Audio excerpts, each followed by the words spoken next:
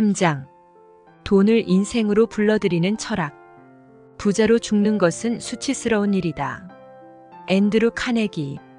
앤드루 카네기는 의사나 산파의 도움 없이 태어났는데 그런 외부의 도움을 못 받을 정도로 집안이 너무 가난했기 때문이다. 그리고 그는 시급 1페니로 일하기 시작해 마침내 8천만 파운드라는 엄청난 재산을 형성했다. 나는 그가 태어난 스코틀랜드 덤퍼린의 작은 집을 방문한 적이 있는데 집에는 방이 고작 2개 있었다.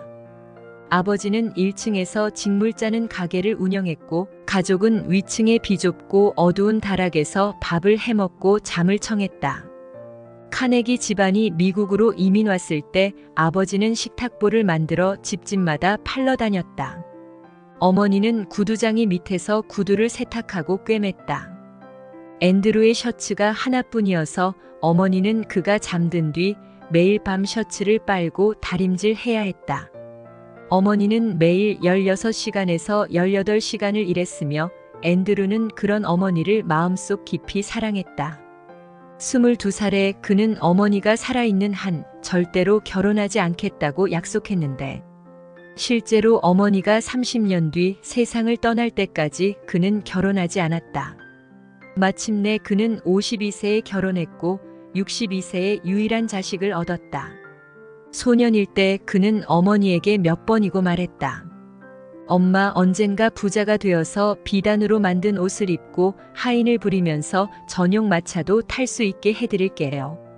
그는 자기의 재능은 온전히 어머니로부터 물려받은 것이고 어머니를 향한 깊은 사랑이 놀라운 출세를 만든 원동력이었다고 자주 언급했다.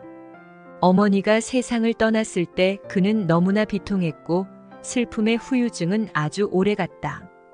그 후 15년 동안 어머니 이름만 나와도 눈물이 터져 나오는 바람에 이름조차도 말하지 않으려 했다. 한 번은 그가 스코틀랜드에서 한 노파의 주택담보대출을 대신 상환해 준 적이 있었는데 이유는 단 하나, 노파의 모습이 어머니를 닮았기 때문이었다. 앤드루 카네기는 강철 왕으로 잘 알려졌지만 강철 제조에 대해서는 아는 게 거의 없었다.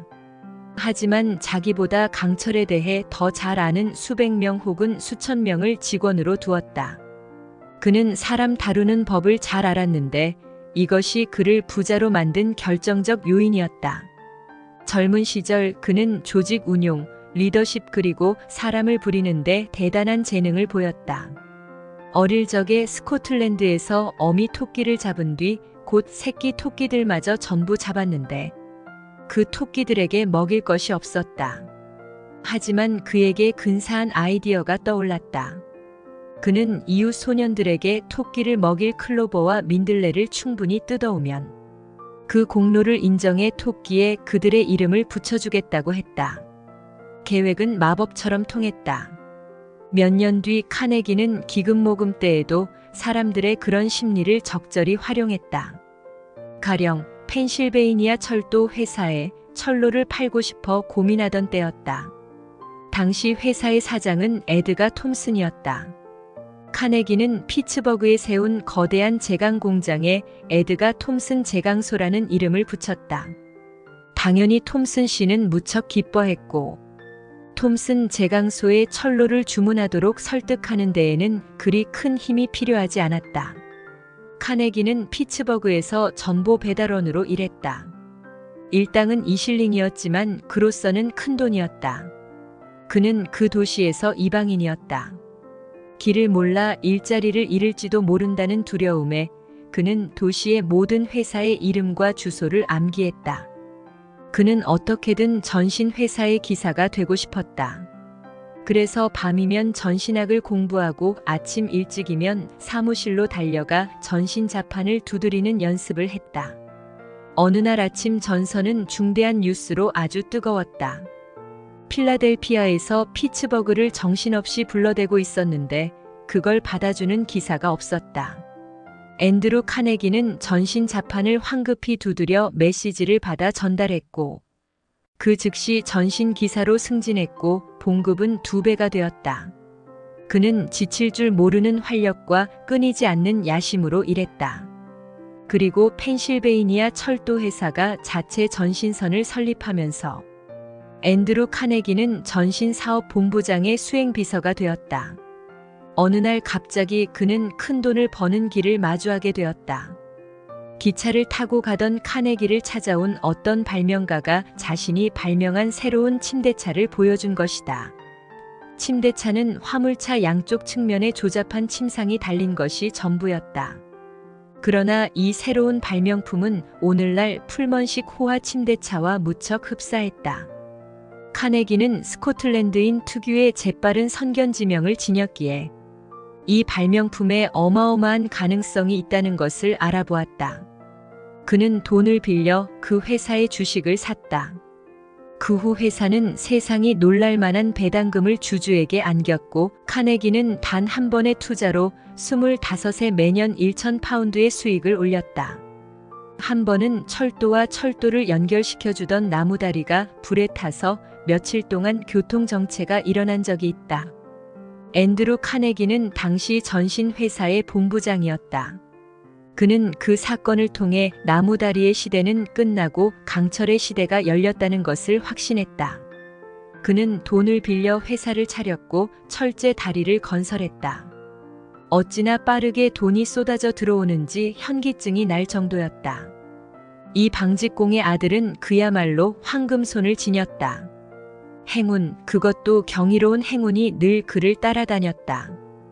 그와 몇몇 친구는 펜실베이니아주 서부 석유 생산 지역의 한가운데에 있는 어떤 농장을 8,000파운드에 사들였는데 한 해에 그곳에서만 20만 파운드를 벌었다.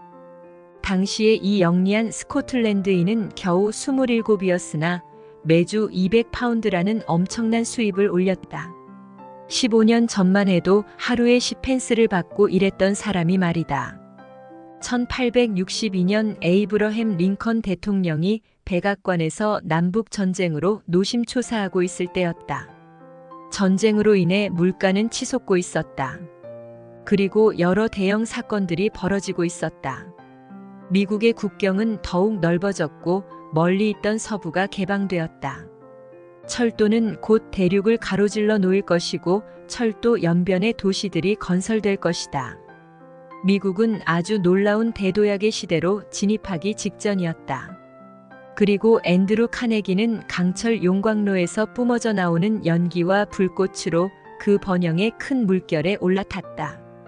그 물결 덕분에 카네기는 인류의 역사에서 이전에는 상상도 하지 못한 거대한 부를 얻었다. 하지만 그는 오로지 일만 하며 사는 사람이 아니었다. 하루 일과 중 절반 정도는 사업 구상을 하는 등 여유 있는 시간을 보냈다. 그는 주변에 자신보다 똑똑한 보좌관들이 있으며 그들을 활용해 수백만 파운드를 벌었다고 말했다. 그는 스코틀랜드인이지만 지나치게 깍쟁이처럼 굴지는 않았다. 그는 파트너들에게 수익의 일부를 나누어 주었으며 그렇게 하는 것만으로도 여태까지 그 어떤 사람보다도 더 많은 백만장자를 배출했다. 그는 평생 4년 동안 학교를 다녔을 뿐이지만 여행, 전기, 에세이, 경제학에 대해 8권의 책을 썼고 1,200만 파운드를 기부해 공공도서관을 설립했으며 교육의 발전에 써달라며 1,600만 파운드를 내놓기도 했다. 그는 로버트 번스가 쓴 시를 모두 외웠다. 또한 맥베스, 햄릿, 리어왕, 로미오와 줄리엣, 베니스의 상인의 유명한 대사들을 모두 암기해 아무 때나 술술 말할 수 있었다. 카네기 자신은 그 어떤 교파에도 속하지 않았지만 7,000개 이상의 파이프 오르간을 여러 교회에 기증했다. 그는 총 7,500만 파운드를 기부했는데 날짜별로 따지면 매일 20만 파운드를 기부한 셈이었다. 한편 신문사들은 공모전을 열어 카네기가 막대한 자산을 기부하는 방법을 모았으며 가장 좋은 제안을 한 사람에게 상을 주었다. 그가 평소 부자로 죽는 것은 부끄러운 일이라고 공언했기 때문이다. 인생경영 포인트. 철강왕 앤드루 카네기는 번뜩이는 아이디어가 풍부한 사람이었다. 요즘 말로 돈이 되는 사업을 알아보는 뛰어난 이재의 안목을 갖고 있었다. 그가 이렇게 승승장구했던 것은 미국이 시대적으로 번영기에 있었기 때문인데 대표적인 사업이 철도 사업이다. 철도가 미국에 처음 도입된 것은 1830년대로 1840년에 이르러 뉴잉글랜드와 대서양의 면한 주들은 약 3,200km의 철도를 갖게 되었다. 철도는 동부에서 시작해 중서부로까지 계속 뻗어나갔다. 미국 철도는 1860년에 이르러 약 48,000km의 전국 규모 네트워크를 갖추었고 1869년에는 최초의 대륙간 횡단 철도가 완성되었다. 철도 부설 사업에는 공적 자금도 일부 들어갔지만 대부분 민간 자본이 투입되었다. 19세기 중반부터 철도 회사들은 대기업으로 성장했고 많은 노동자를 고용했으며 다양한 방식으로 금융을 조달했다. 또한 1861년과 1865년 사이에 남북 전쟁이 벌어지면서 철도의 역할은 더욱 중요해졌다. 남북 전쟁이 끝나고 철도는 더욱 활발하게 부설되었고 1865년에 약 56,000km이던 철도 네트워크는 1880년에 150,000km까지 늘어났다. 카네기는 철도 사업 호황기에 맞추어 철도에 들어가는 철강을 공급했고 철도 주위에 목 좋은 땅을 사들였다. 이렇게 형성된 막대한 부를 다시 금융사업에 재투자함으로써 돈을 버는 방식으로 거부가 되었다. 과거 1970년대에 우리나라 재벌들이 돈을 번 것과 같은 방식이다. 그러나 카네기의 남다른 점은 벌어들인 돈을 대부분 사회 발전을 위한 기여금으로 내놓았다는 것이다. 노블레스 오블리주를 몸소 실천한 것이다. 카네기는 거부였지만 검소한 사람이었다. 그의 기부를 받기 위해 한 방문객이 찾아왔을 때 카네기는 방 안에 촛불 2개를 켜놓고 책을 읽다가 촛불 하나를 껐다. 방문객은 그것이 기부를 거절하려는 인색함의 신호라고 생각했다. 그러나 카네기는 대화할 때는 촛대 하나면 충분하다면서 기부 요청을 찬찬히 듣더니 흔쾌히 받아들였다. 카네기의 외아들은 사치스러운 생활을 했는데 기자들이 카네기에게 아들처럼 좀 누리면서 살아도 되지 않느냐고 묻자 나는 그렇게 해줄 수 있는 아버지가 없잖소? 라고 대답하기도 했다. 엄청난 거부도 검소하게 생활했다. JP 모건. 우리가 살았던 시대에서 가장 유력한 영향력을 행사한 사람은 누구일까? 물론 이것은 의견이 분분한 문제다. 하지만 한 가지는 분명하다. 재력적으로 가장 월등한 사람은 월스트리트의 독재자이자 주식과 채권계의 거물인 존 피어폰트 모건이다. 하지만 그의 개인적인 모습은 거의 알려져 있지 않다. 모건을 불가사의한 인물이라고 말해도 과장은 아니다. 그는 언론의 관심과 추적을 신경질적으로 피했고 사진사에 대한 증오는 병적인 수준이었다. 화가 났을 때는 제정신인가 싶을 정도로 거침없이 말을 내뱉었다. 실제로 그는 무척 노골적이어서 미국에서 가장 외교적 수완이 없는 사람이라고 불릴 정도였다. 183cm에 100kg에 육박하는 강인한 신체를 가진 그는 전혀 겁이 없었다. 예를 들어 어느 날 한 미치광이가 모건의 집으로 강제 침입해 불쑥 총을 꺼내 들고 쏘겠다고 위협했다. 모건은 근처 문으로 피할 수도 있었지만 그렇게 하지 않았다. 대신 그는 번쩍거리는 강도의 권총을 향해 걸어갔다. 즉시 총알이 발사되었고 모건은 비틀거렸다. 탄환이 그의 복부를 꿰뚫었다. 비틀거리면서도 계속 앞으로 나아갔다. 모건은 미치광이에게 뛰어들었고 손에서 권총을 낚아챘다. 이후 모건은 바닥에 쓰러져 의식을 잃었다. 그는 황급히 병원으로 실려갔다. 총알이 복부를 관통한 경로가 조금만 안 좋았어도 그는 죽었을 것이다. 최근에는 일반인이 월스트리트 23번지에 있는 모건의 집무실에 그냥 들어가는 것이 불가능해졌다. 막강한 금융 황제가 쓰는 사무실이자 모서리라고 불리는 낮고 땅딸막한 성체는 굳게 닫혔다. 관광 가이드들은 그 건물 앞에서 표면에 남은 상흔을 가리키며 테러의 흔적이라고 상세하게 알려주고 있다. 40명의 목숨을 빼앗고 200명 이상을 다치게 하고 40만 파운드에 이르는 재산 피해를 낸 1920년 월스트리트 폭탄 테러의 참사를 떠올리게 하는 유일한 매개체다. 테러는 정확히 정오에서 1분이 지난 시점에 발생했다. 근심 걱정 없는 행복한 무리가 수천 개의 사무실에서 쏟아져 나오는 중이었고 모건의 요새 건너편에 세워둔 늙은 말과 수레에는 아무도 신경 쓰지 않았다. 그때 갑자기 눈이 부실 정도의 연두색 섬광이 솟구쳤고 이어 끔찍한 폭발이 발생했다. 거대한 고층 건물을 뿌리째 뒤흔들 정도의 엄청난 위력이었다. 4.5kg의 강력한 폭약이 터졌고 치명적인 파편이 빗발치듯 거리로 퍼져나갔다. 수천 개의 창문이 산산조각 났고 깨진 유리는 비가 내리듯 인도로 쏟아졌다.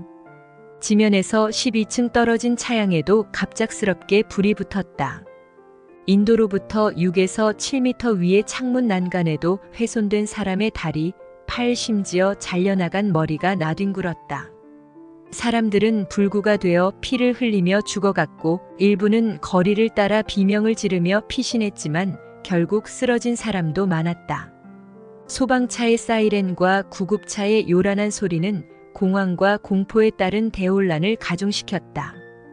혼돈이 정리되었을 무렵 폭탄을 싣고 온 말과 수레에 남은 것은 바퀴 조각 약간과 2개의 말 발굽 그리고 몇 개의 너트와 볼트뿐이었다. 하지만 이 폭탄 테러의 목표물이었던 모건은 당시 유럽에 가 있었다. 그는 이 악랄한 행동을 한 범죄자들을 반드시 붙잡고 말겠다고 결심했고 수색 과정에서 아무리 비용이 많이 들어가도 개의치 않겠다고 말했다. 살해금은 1만 파운드로 책정되었다. 경찰 연방 요원 첩보기관 사설 탐정이 역사상 가장 큰 규모로 범인 수색에 나섰다.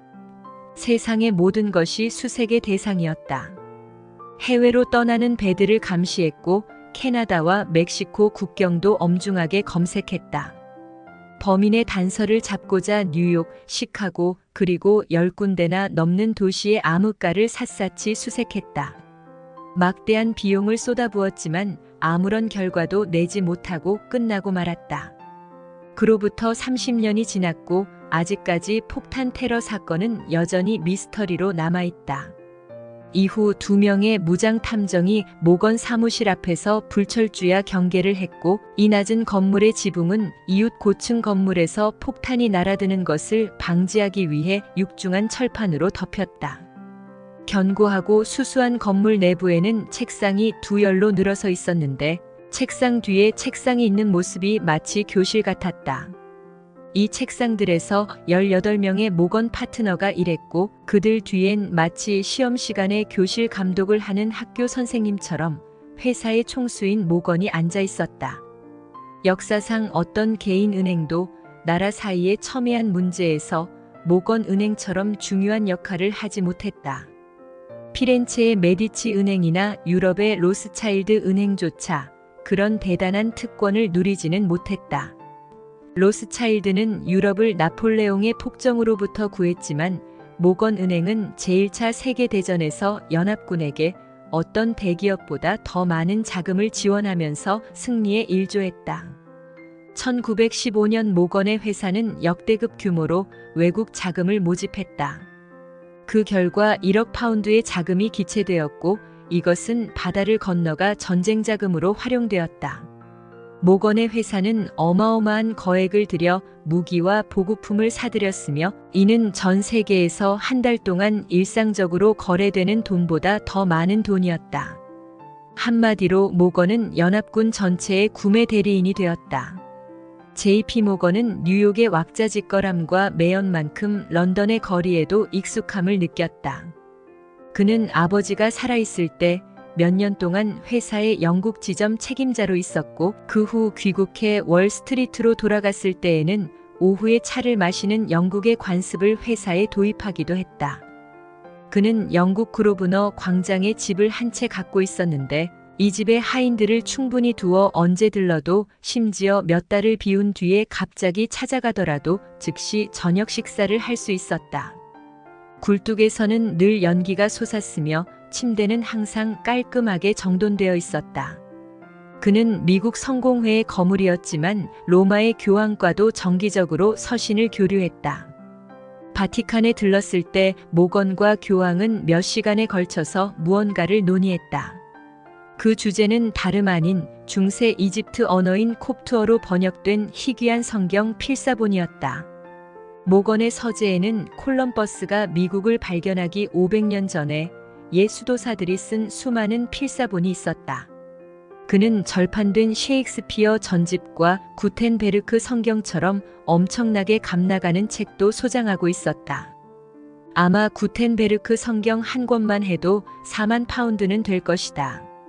J.P. 모건은 셰익스피어와 성경에 대해 박식하기로 유명한 것은 맞지만 그는 우리처럼 훌륭한 탐정 소설을 읽는 것도 무척 좋아한다.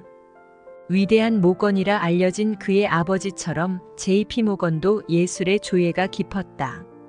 그는 그림, 조각, 테피스트리, 자기, 그리고 보석 등에 셀 수 없을 정도로 거금을 들였다. 그가 소장하던 값비싼 그림을 내놓을 때면 모든 신문 일면의 헤드라인이 그 소식으로 뒤덮였다. 매년 크리스마스 이브가 되면 모건 저택 서재에서 독특한 행사가 열렸다.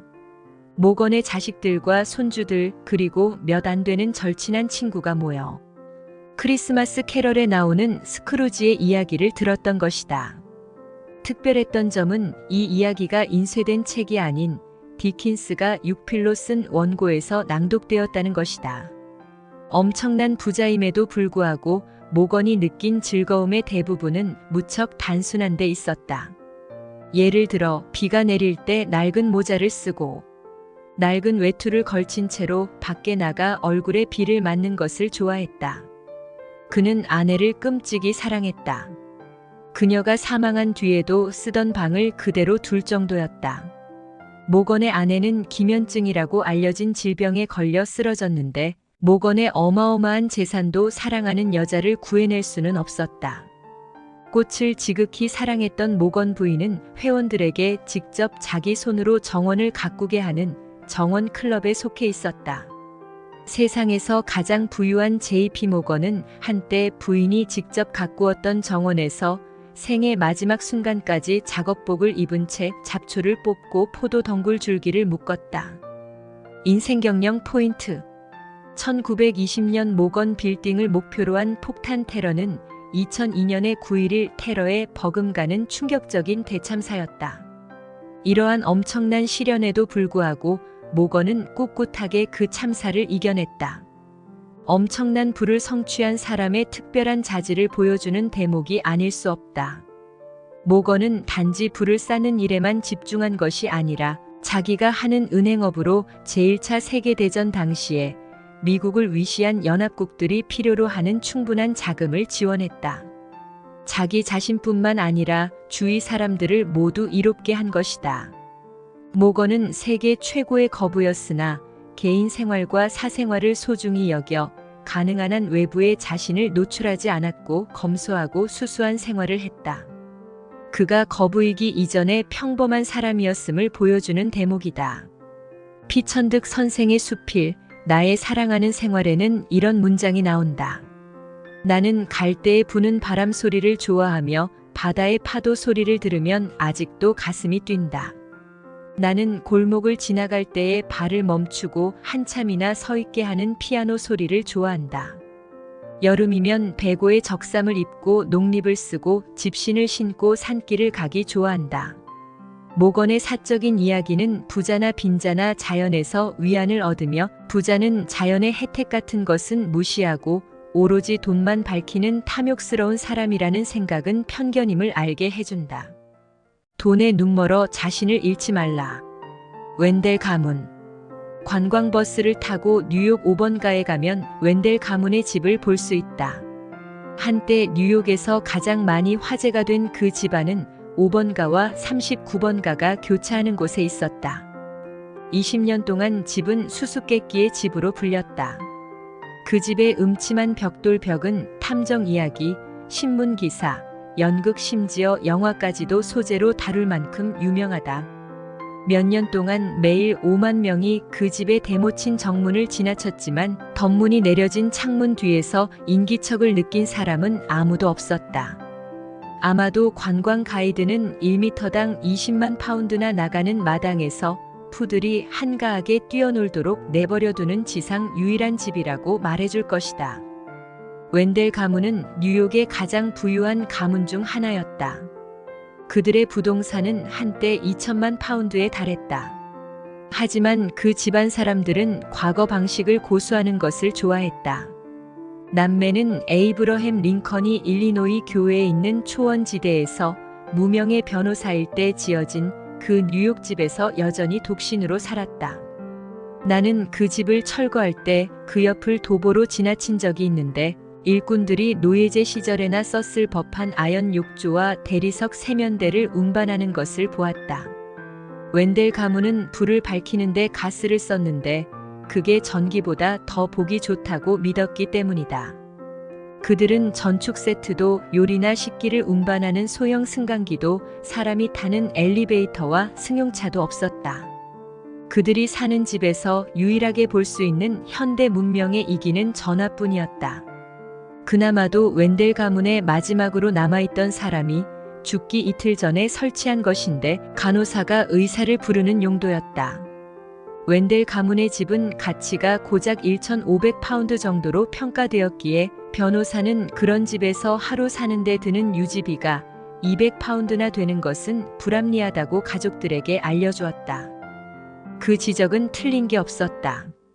대지는 거의 80만 파운드의 가치가 있었고 거기에 붙는 이자에다 세금까지 더하면 웬델 가문은 하루에 대략 400파운드를 낭비하고 있는 셈이었다.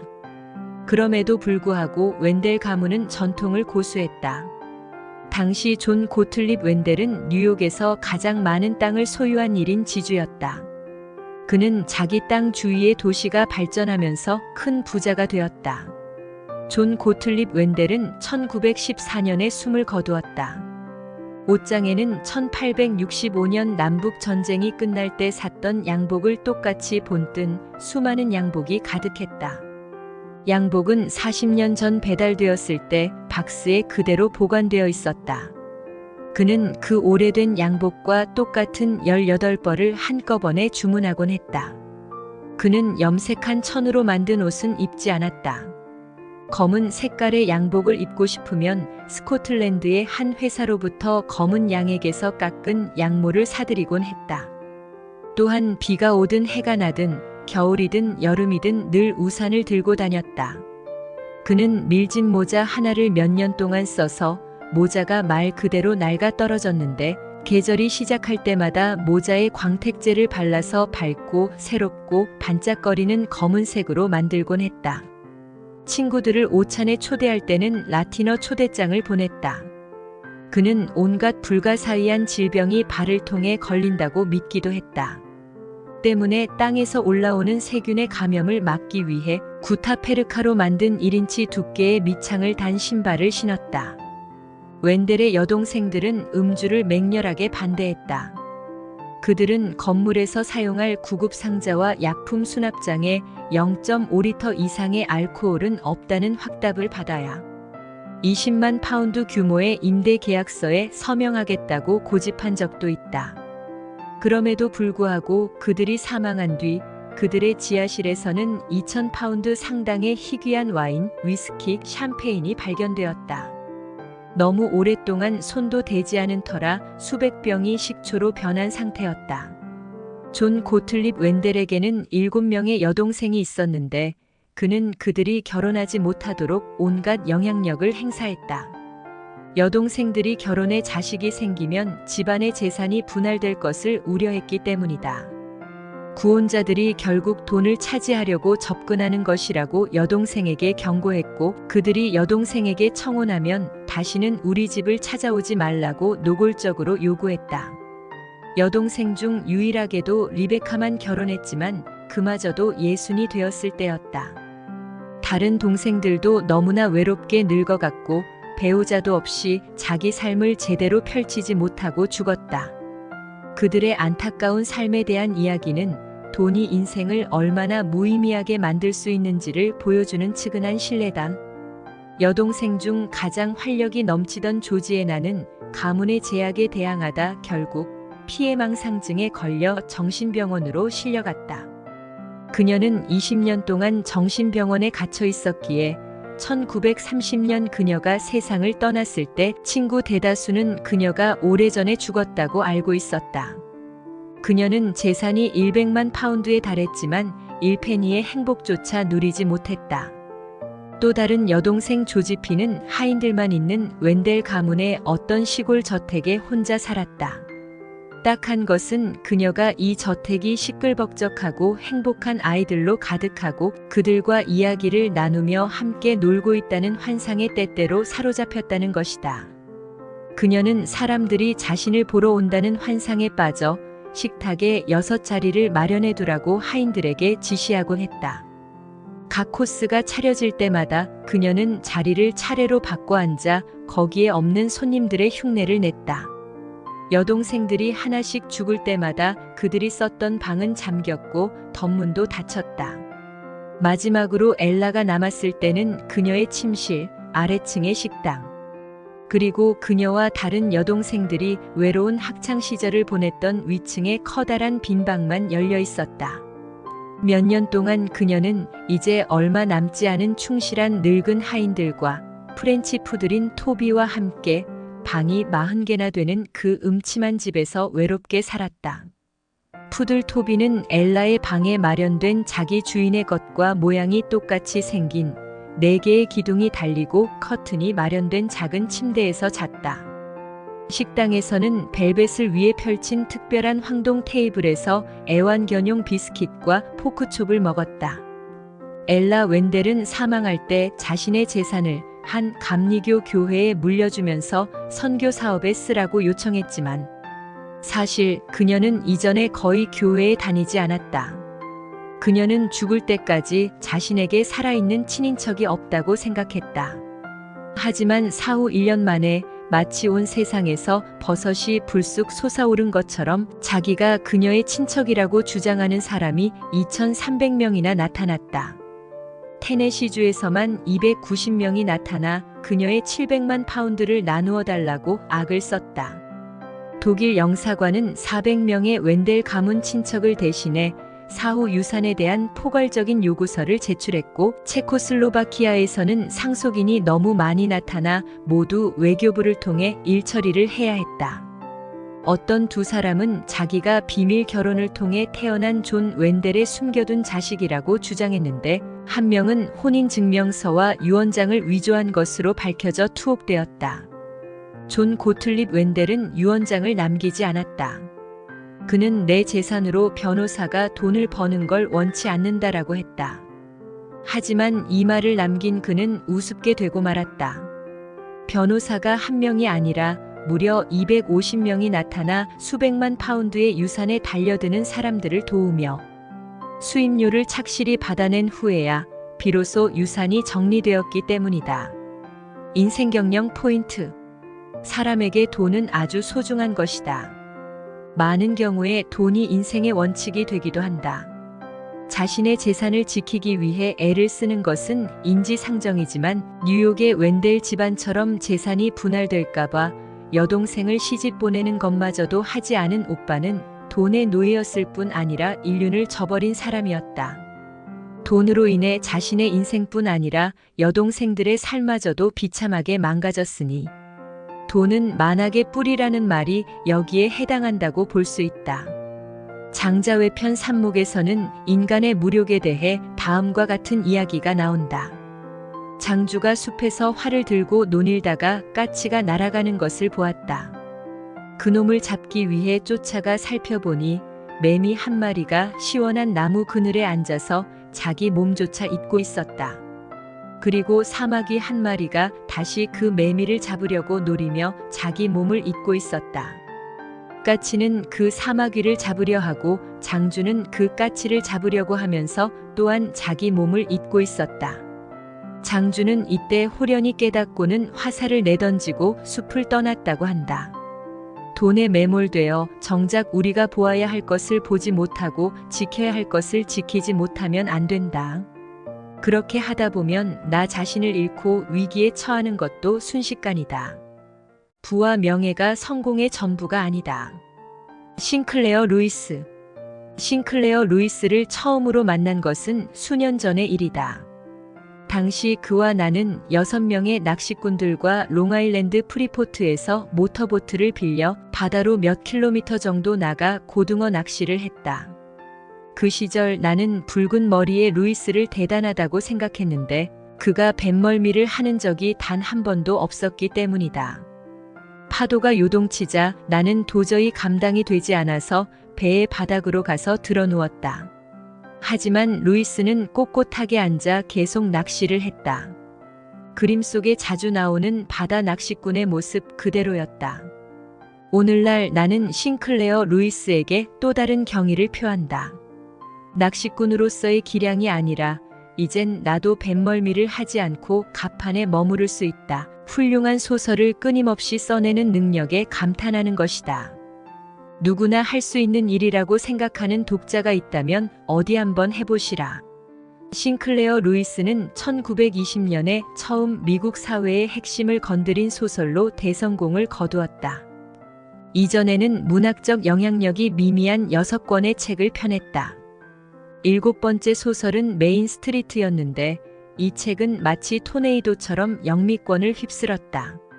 미국 부녀회는 소설을 규탄했고 전도사들은 맹비난했다. 여러 신문도 소설 비판에 나섰다. 이 소설의 등장은 그 자체로 미국에서 진정한 문학 전쟁을 일으켰다. 소설이 미치는 영향이 4,800km 떨어진 이곳 런던에서도 느껴질 정도였다. 이 소설은 미국 중산층 사회의 무기력한 삶을 폭로한 내용을 담고 있다. 여주인공 캐롤 미트포드는 의사인 케니 코트와 결혼해 미네소타주 고퍼 프레리라는 작은 마을에 정착한다. 그녀는 무기력한 마을에서 가정생활의 변화를 시도하고 여러 사교단체를 만들려고 했으나 마을 주민들의 반발에 부딪힌다. 그러다 그녀는 에릭 발보그라는 친절한 남자와 사랑에 빠져 가출을 감행해 워싱턴으로 간다. 그러나 거기서도 자기만의 삶을 살아내는 게 어렵다는 것을 발견한다. 2년 후 남편이 그녀를 데리러 오자 사랑하는 마음은 그리 없지만 남편을 따라 다시 고퍼 프레리로 돌아간다. 고퍼는 시키는 일만 하는 사람이라는 뜻이고 프레리는 미국 중서부를 상징한다.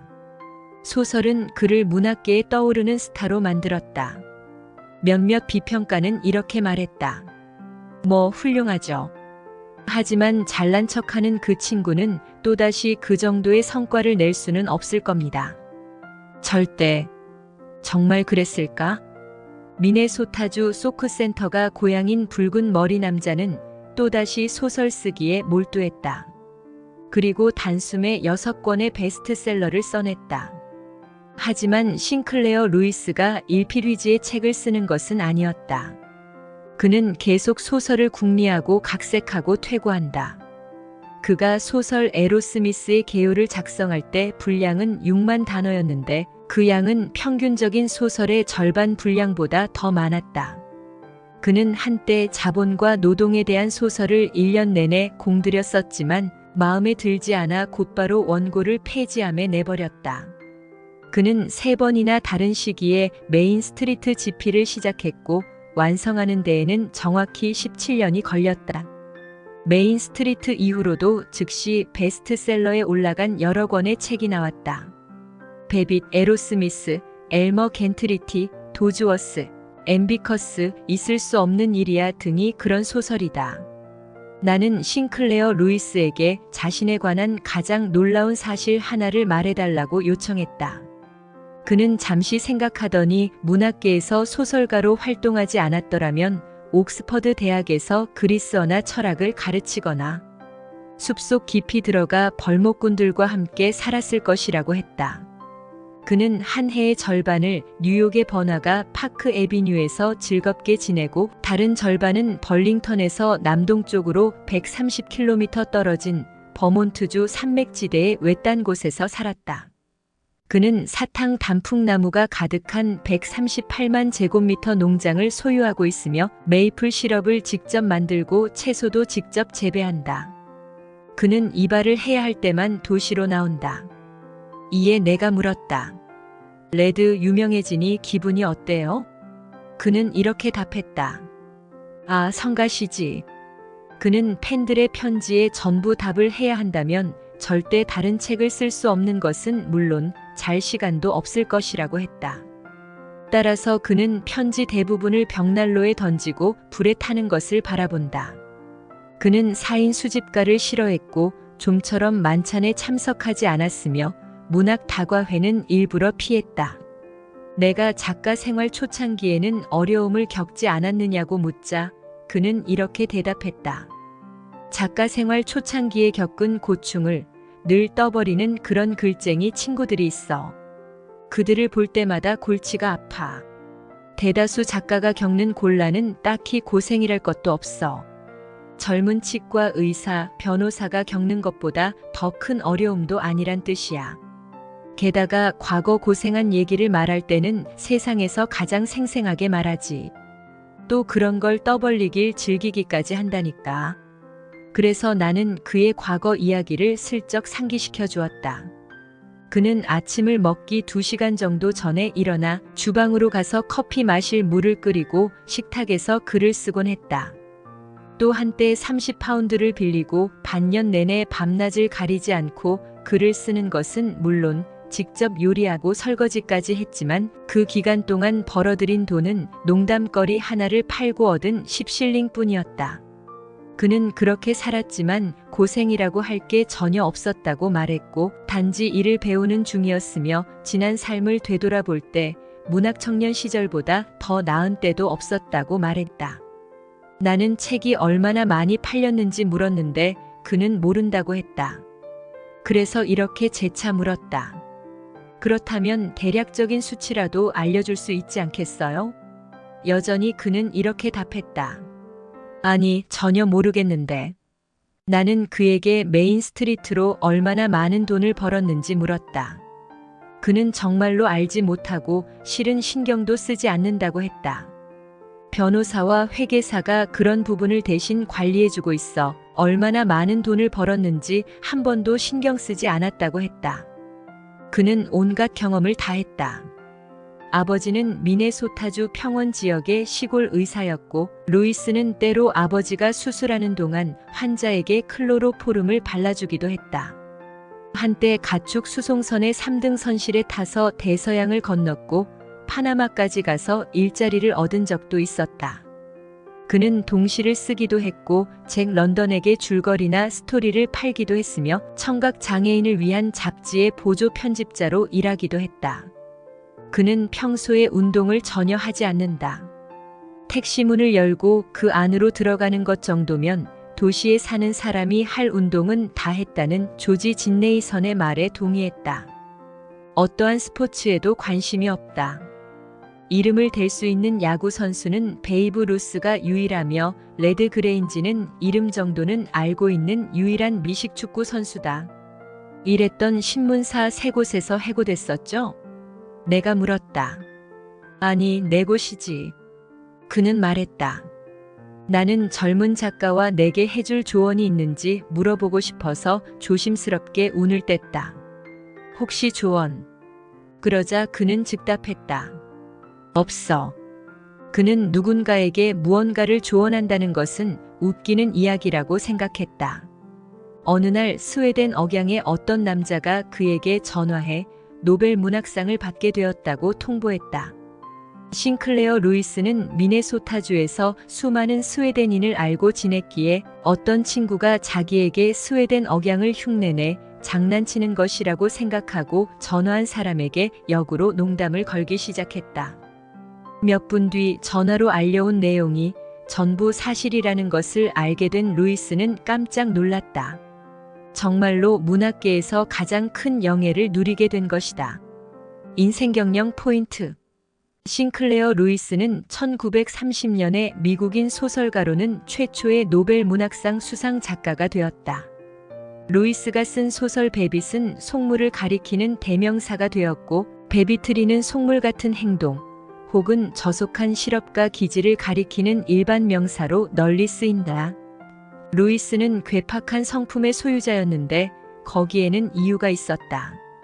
그는 미네소타주 소크센터라는 작은 마을에서 의사 아버지의 세 아들 가운데 막내로 태어났다. 루이스는 어린 시절부터 기이하고 모순적인 성격을 드러내 마을에서 괴짜라는 평가를 받았다. 루이스 집안은 할아버지, 아버지, 큰형 클로드 등 전부 의사였다. 그래서 루이스는 자기가 의사가 되지 못한 것에 대해 심한 열등감을 느꼈고 이를 극복하기 위해 소설 쓰기에 적극적으로 매달렸다. 나중에 유명한 소설가가 되어서도 아버지와 형이 자신의 직업을 여전히 대단치 않게 여긴다는 것을 알고서 정체성의 혼란을 느끼기도 한다. 비교적 젊은 나이인 45세에 노벨상을 받아 세계적인 작가로 명성이 확립된 이후에도 정신적 불안은 사라지지 않았다. 그는 그 불안을 엄청난 자기중심주의로 포장했고 언제나 주위 사람들로부터 재능과 중요성을 인정받고 싶어 했다. 늘 변덕이 심했고 조울증을 보였으며 신경질이 과도했고 술을 많이 마셨다.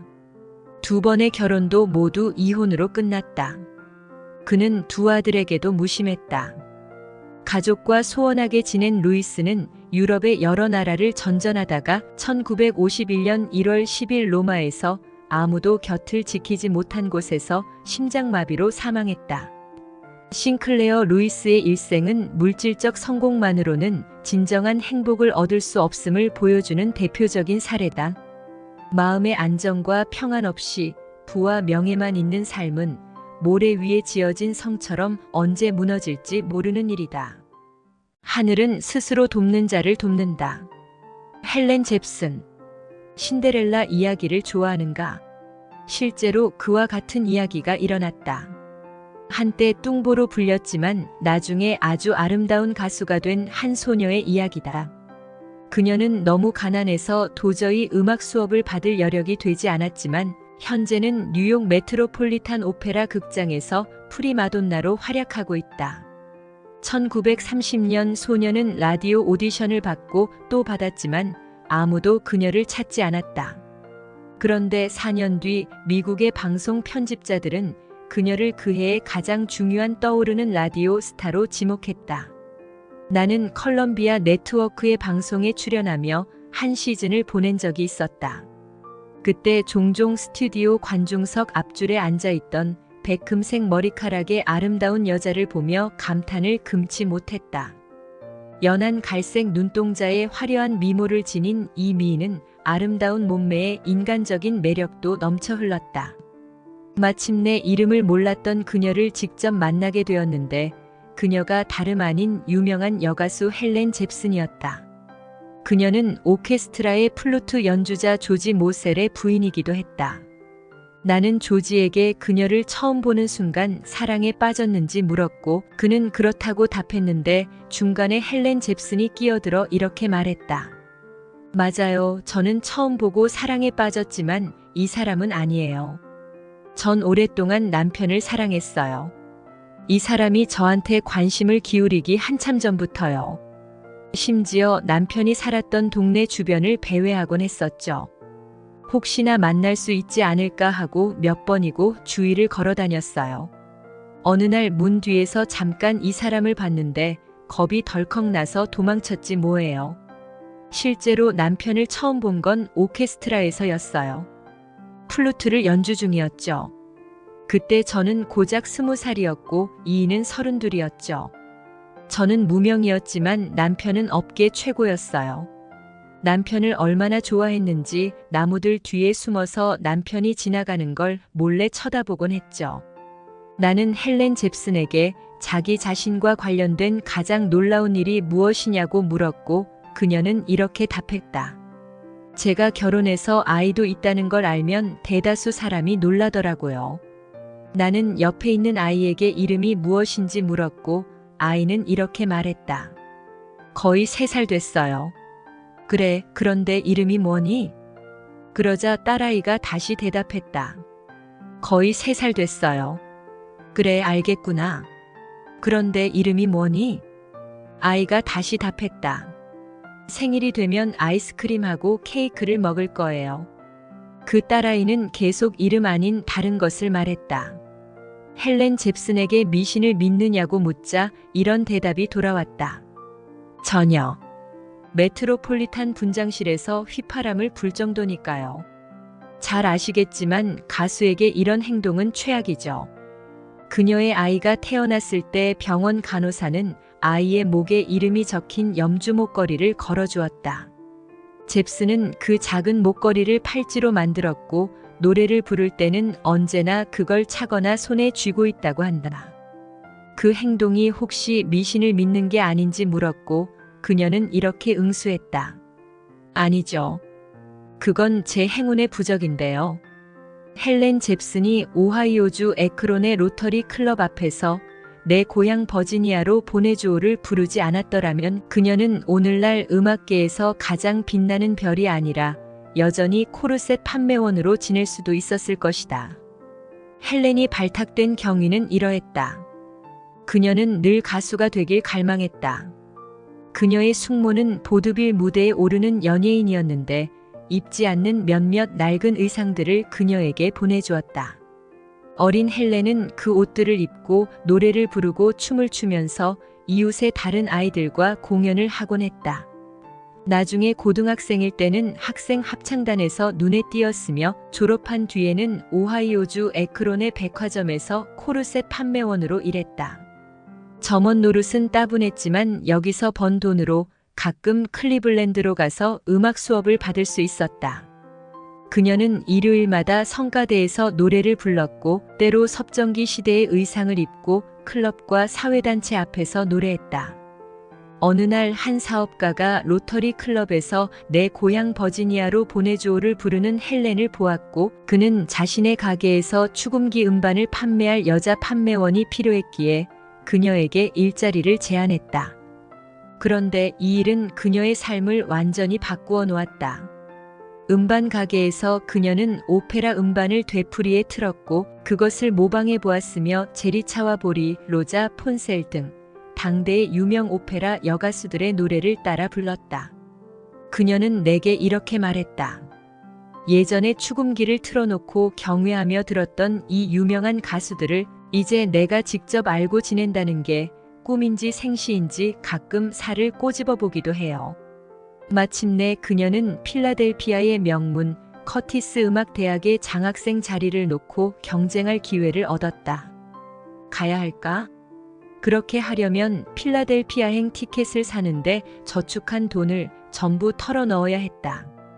그녀는 장학생 자리를 차지하려고 나선 200명의 경쟁자 중 하나일 뿐이었다. 실패한다면 수중에 집으로 돌아올 돈이 없을 것이다.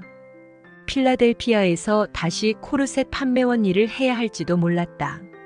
하지만 성공한다면 동화의 나라에 들어가게 될 것이다.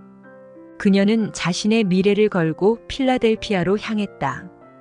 200명의 경쟁자 중 몇몇은 그녀만큼 아름답고 개성 있는 뚜렷한 목소리를 지녔다. 하지만 그녀는 다른 경쟁자에게 없는 것을 갖고 있었다. 쇼맨십이 있었고 자기를 홍보하는 능력이 있었으며 자기 노래를 잘 전달하는 능력이 있었다. 심사위원 중 한 사람은 헬렌의 스타킹에 깔끔하게 꿰맨 자국이 있는 것을 보았다. 그는 스타킹을 기워 신을 정도로 센스가 있는 야무진 여자를 좋아했다. 그렇게 헬렌 잽슨은 장학생이 되었다. 그녀와 또 다른 여학생은 도시 외곽에 방을 얻었다. 그들은 5층까지 계단을 걸어 올라야 했다. 추운 겨울날이면 두 사람은 서로 붙어 앉아 체온을 유지하려 애썼다. 그들은 촛불을 켜서 바닥에 놓으면서 그것을 난로라고 상상했다. 그들은 하루 2실링만 식비로 쓸 수 있었기에 작은 원반형 가스 가열판에서 간단한 식사를 만들어 먹었다. 때로 그들은 저녁에 수프만 먹었지만 라 보엠에서 나오는 여러 노래를 부르며 프랑스 파리에 와 있다고 상상했다. 고생만 가득하다고 여길 수도 있지만 그렇지 않았다. 그들은 마음껏 즐거운 시기를 보내고 있었다. 내가 헬렌 잽슨의 특징 중 가장 감탄하는 것은 성공, 명성, 돈이 그녀를 버릇없는 사람으로 만들지 않았다는 점이다. 그녀는 지금도 15년 전 오하이오주 에크론에서 손수 방바닥을 쓸고 아버지를 위해 포크숍을 만들 때처럼 서민적이고 겸손하다. 인생 경영 포인트. 사랑은 불이라는 말이 있다. 여기서 불은 사람의 심장을 뛰게 만드는 열정과 같은 말일 것이다. 헬렌 잽슨은 12살 연상의 남편에게 첫눈에 반했고 그 사랑이 노래에 대한 열정으로 이어져 그녀를 남다른 가수로 만들었다. 커티스 음대 장학생 선발 대회에 면접을 보러 갔던 헬렌은 잘 기운 스타킹을 신고 갔다. 그것을 놓치지 않고 본 심사위원은 가난은 중요하지 않고 그것을 이기려고 애쓰는 마음이 중요하다라는 삶의 진리를 알고 있는 사람이었다. 200명의 경쟁자 중에서 헬렌보다 뛰어난 노래 실력을 가진 학생도 있었겠지만 심사위원은 잽슨의 평소 마음가짐을 높이 평가해 장학생으로 뽑아주었다. 하늘은 스스로 돕는 자를 돕는다는 말은 바로 이런 경우를 가리키는 것이다. 헬렌은 가수로 성공해 명성과 돈을 얻었지만 가난했던 시절의 겸손한 마음을 잊지 않았다. 세상에는 성공으로 망한 사람들이 얼마나 많은가. 어떤 자리나 지위를 얻을 때까지는 열심히 일하다가도 마침내 그것을 얻으면 자신의 소망이나 열정 따위는 다 잊고 원래부터 그 자리에 있었던 것처럼 거들먹거리다가 몰락한다. 헬렌은 자기 스스로를 돕는 인생 태도를 잘 알고 있었던 셈이다. 돈의 노예가 되지 말고 돈이 나의 노예가 되게 하라. 존 록펠러. 존 록펠러는 3가지 놀라운 일을 해냈다. 첫째, 그는 역사상 가장 큰 부를 축적했다. 땡볕 아래 시급 2펜스를 받으며 감자를 캐는 일로 커리어를 시작한 그는 20만 파운드를 모은 사람이 미국 전역에 6명도 되지 않았던 시절에도 2천만에서 4천만 파운드로 추정되는 재산을 축적하기에 이른다. 그가 처음으로 사랑에 빠진 어떤 여인은 그의 청혼을 거부했다. 놀랍게도 그에게서 미래가 안 보인다는 것이었다. 그녀의 어머니는 록펠러 같은 사람에게 딸을 내던지는 짓을 하지 않겠다고 말했다. 록펠러가 해낸 2번째로 놀라운 일은 역사상 누구보다도 많은 돈을 거저 나누어 주었다는 점이다. 그는 1억 5천만 파운드를 기부했는데 그가 예수 탄생 이래 매분마다 3실링을 기부했다는 의미다. 달리 말하면 모세가 이스라엘 백성을 이끌고 홍해를 건넌 이후 지금까지 약 3,500년 동안 매일 150파운드를 기부했다. 록펠러에 관해 3번째로 놀라운 일은 그가 97세인데도 여전히 건재한다는 것이다. 그는 미국 전체에서 엄청난 증오와 미움에 시달린 사람이었다. 죽이겠다고 협박하는 편지를 수천 통 받았다. 그는 밤낮을 가리지 않고 무장 경호원의 호의를 받아야 했다. 광대한 기업을 구축하고 관리하느라 엄청난 피로와 압박을 느꼈다. 그런 사업상의 심적 부담은 대개 여러 사업가들의 수명을 단축시킨다. 가령 철도 건설업자 해리먼은 61세에 죽었다. 우러스는 5에서 10센트 균일 제품을 판매하는 잡화점 체인을 세웠지만 67세에 숨을 거두었다. 제임스 벅 듀크는 담배로 2천만 파운드를 벌었지만 68세에 죽었다. 하지만 존 록펠러는 우러스, 듀크, 그리고 해리먼을 모두 합친 것보다 훨씬 많은 재산을 벌고도 장수했다. 백인 남자 100만 명 중 30명만 97세까지 산다는 사실을 기억하자. 그리고 틀림없이 97세까지 사는 사람은 100만 명 중에 1명도 없을 정도의 확률이다. 하지만 존은 97세에도 틀니를 끼지 않았다. 그 장수 비결은 무엇일까? 아마도 장수하는 체질을 물려받았을 것이다. 이런 체질은 차분하고 잔잔한 성품에 의해 더욱 강화되었다. 그는 절대 흥분하지 않았고 서두르지도 않았다.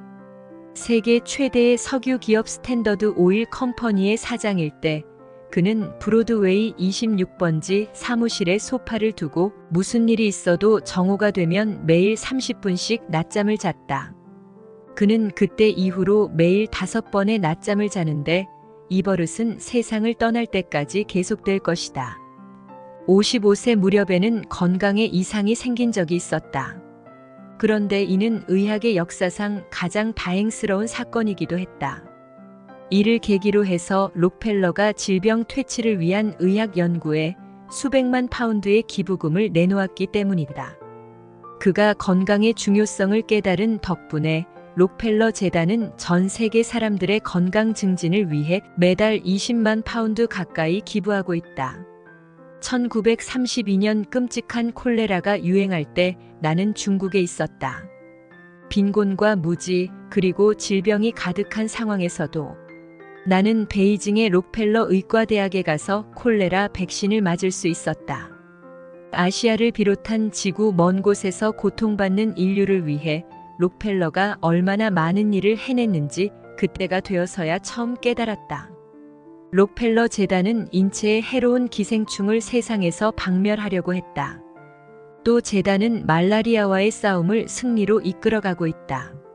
재단 의사들은 그 무서운 황열병에 대한 백신도 발견했다. 존 록펠러는 어머니의 칠면조 기르는 일을 도우며 처음으로 용돈을 벌었는데 이후 죽을 때까지 3천만 제곱미터에 이르는 사유지에서 수많은 칠면조를 키웠다. 그는 칠면조 무리를 보면서 어린 시절을 떠올리곤 했다.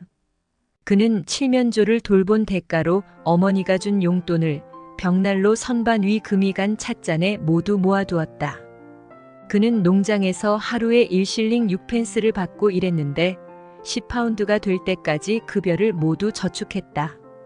이후 그는 10파운드를 7%의 이자를 받고 고용주에게 빌려주었고 20파운드가 1년이면 자신이 열흘 동안 고된 노동을 하는 것만큼 벌어준다는 사실을 깨닫게 되었다.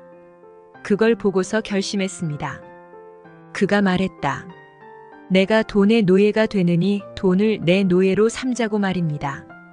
존 록펠러는 아들에게 용돈을 너무 많이 주어 버릇없는 아들로 자라는 일이 없도록 아주 조심했다. 예를 들어 그는 아들이 농장에 수리가 필요한 울타리 말뚝을 보고 신고할 때마다 하나당 0.5페니를 주었다. 어느 날 아들은 13개를 확인하고 신고해 6.5펜스를 받았다. 또 존 록펠러는 아들이 1시간 동안 펜스를 수리했을 때는 7.5펜스를 주었다. 그의 부인은 아들이 1시간 동안 바이올린을 연습하면 2.5펜스를 주었다. 고등학교를 마치고 몇 달 동안 상업학교에 다닌 적은 있지만 존 록펠러는 대학에 다닌 적은 없다. 그는 16세 학문적인 공부를 완전히 그만두었지만 시카고 대학교에 1천만 파운드를 기부하기도 했다. 그는 늘 교회에 큰 관심을 보였다. 젊은 시절 그는 주일 학교 선생님이었으며 경박한 오락 활동을 경계하면서 춤을 추지도 카드놀이를 하지도 극장에 가지도 음주 및 흡연을 하지도 않았다. 그는 식사 때마다 기도를 했고 매일 다른 사람이 읽어주는 성경 구절을 들었으며 거기에 더해 매일 희망찬 메시지가 담긴 시나 기도문을 듣기도 했다. 록펠러의 재산은 여전히 분당 약 20파운드의 속도로 증가하고 있고 그의 유일한 포부는 지상에서 100년을 사는 것이다. 100번째 생일인 1939년 7월 8일에도 살아있다면 포켄티코 힐스에 있는 개인 농장에서 악단을 지휘할 것이라고 그는 말했다. 그리고 악단이 연주할 곡은 매기의 추억이다. 인생경영 포인트. 사람의 목숨은 자신이 결정하는 것이 아니어서 천수라는 말이 생겼다.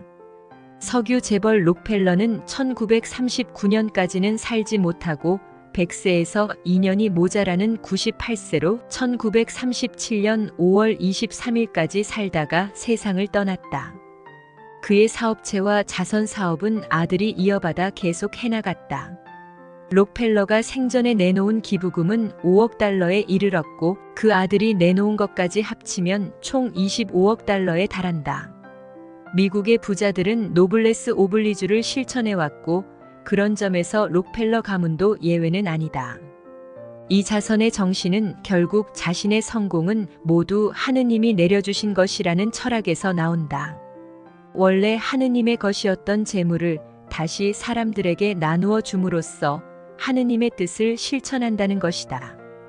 이러한 정신을 가장 잘 밝힌 것이 막스 베버의 프로테스탄트 윤리와 자본주의 정신이다. 베버의 책은 프로테스탄트 윤리, 구체적으로 칼뱅의 예정설이 자본주의 정신을 가져왔다고 주장한다. 정직하게 돈을 많이 버는 것이 하느님을 기쁘게 하는 일이라는 것이다. 이것은 신약성경 마태복음 25장에 나오는 달란트의 비유가 뒷받침한다. 주인에게서 5달란트를 받아서 10달란트로 늘린 종은 주인의 칭찬을 받는데 1달란트를 받아서 그대로 가지고 있다가 주인에게 도로 돌려준 종은 비난을 받았다는 내용이다. 당신은 당신에게 주어진 달란트를 어떻게 사용하고 있는가? 용기가 없어 달란트를 그냥 가지고만 있는가? 적극적으로 굴리고 불려서 키우고 있는가? 아니면 이미 수중에 1달란트마저도 없는가? 돈의 노예가 되지 않고 돈이 자신의 노예가 되도록 만들었다는 록펠러의 말을 기억하고 행동해야 할 것이다. 노블레스 오블리주의 진정한 의미. 엘 졸슨. 내가 아는 한 미국에서 20만 파운드짜리 계약서를 호기롭게 찢어버린 배우는 단 한 사람뿐이다. 당신은 그를 영화에서 보았을 것이며 그의 노래를 들었을 것이고 그가 건네는 농담에 웃었을 것이다. 그는 사상 처음으로 유성 영화를 만들었다. 또한 할리우드에서 가장 많은 사람들을 매표소로 끌어들인 영화를 만들어 240만 파운드를 벌었다. 역대 다른 어떤 영화도 접근조차 하지 못한 매표 기록이었다. 그 영화는 바로 에사 요엘슨 주연의 노래하는 바보인데 요엘슨은 곧 엘 졸슨이다. 졸슨은 한때 주당 6,250파운드의 급여를 받았고 6개월 이상 단 하루도 일하지 않았는데도 그 돈을 받았다. 그러니 거의 20만 파운드를 무노동으로 번 것이다. 확실한 것은 그는 연기할 준비가 되어 있었다는 점이다. 하지만 그의 회사 유나이티드 아티스츠에는 당시 촬영할 대본이 전혀 없었고 그는 한가하게 골프나 치면서 미국 대통령의 월급을 벌어들였다. 이어 그는 예상하지 못한 뜻밖의 관대한 행동을 하여 냉소적이고 실리적인 할리우드의 온기를 불어넣었다. 당신은 불황이 막 닥친 때였고 졸슨이 평생 알아온 친구인 유나이티드 아티스츠 사장인 조지프 쉔크는 큰 돈을 잃었다. 계약상으로 조지프 쉔크는 엘 졸슨에게 20만 파운드 이상을 더 지급해야 했지만 그는 계약서를 찢어서 조지프 쉔크에게 돌려주며 이렇게 말했다. 계약은 잊어버려. 내가 한 게 아무것도 없으니 자네도 내게 더 돈을 줄 필요 없어. 철강계 거물인 찰스 슈와브도 한때 매해 20만 파운드를 보장한 연봉 계약서를 찢어버림으로써 월스트리트의 일대 센세이션을 일으켰다. 하지만 가난했던 이 배우는 철강업계의 거물도 아니면서 1년에 40만 파운드를 지급하겠다고 보장한 계약서를 찢어버린 것이다. 더욱 놀라운 것은 아무도 그렇게 요구하지 않았고 그런 행동을 해주기를 기대하지도 않은 상황에서 그렇게 행동한 것이다. 엘 졸슨은 어렸을 때 결핵에 걸렸다. 치료를 받고자 무료 진료소에 갔을 때 의사는 그에게 당장 시골로 떠나지 않으면 6개월 안에 죽을 수 있다고 했다. 처방전이 무료로 나왔기에 약도 당연히 무상인 줄 알았다. 하지만 약을 받으러 갔을 때 약병 한 통에 6펜스를 내야 한다는 것을 알게 되었다. 그는 약을 사지 못했다. 약을 먹지 않고 또 의사의 치료를 받지 않았지만 그는 저절로 건강을 회복했다.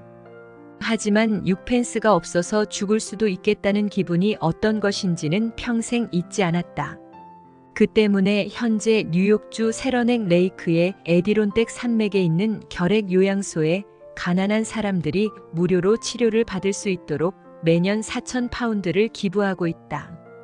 그는 이런 후원을 11년 동안 해왔고 자신이 목숨을 구한 사람들을 직접 만나보지도 않았다.